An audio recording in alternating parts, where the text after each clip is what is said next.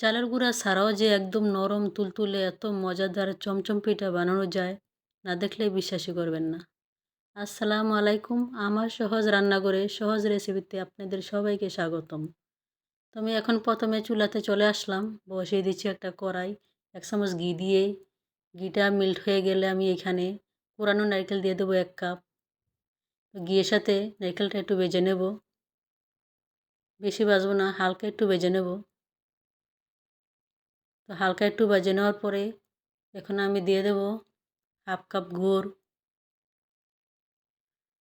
তো গুড়টা নারকেলের সাথে একটু গলিয়ে নেব। তো গুড়টা গলে গেছে, এই মুহূর্তে আমি দিয়ে দেব 2 টেবিল চামচ গুঁড়া দুধ। গুঁড়া দুধ দিয়ে আমি একটু নেড়েচেড়ে ভেজে নেব।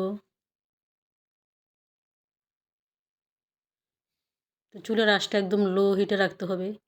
এই মুহূর্তে একটু লবণ দিয়ে দিচ্ছি, সামান্য একটু লবণ, আপনারা চাইলে স্কিপ করতে পারেন। এখন আবার আমি পুরটা উঠিয়ে তারপরে একটা কড়াই বসে দিয়ে দিচ্ছি 500 গ্রাম দুধ। এখন দিয়ে দিচ্ছি 1 কাপ সুজি। তো সুজিটা দিয়ে একটু নেড়েচেড়ে একটা টাইট ফিট ডো বানিয়ে নেব।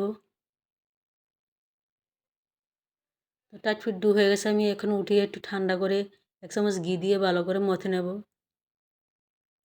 আর এটা যেহেতু সুজির খামি, এত ভালো করে না মথলেও কোনো সমস্যা নেই। এখন আমি হাতে একটু ঘি মেখে এরকম গোল গোল করে,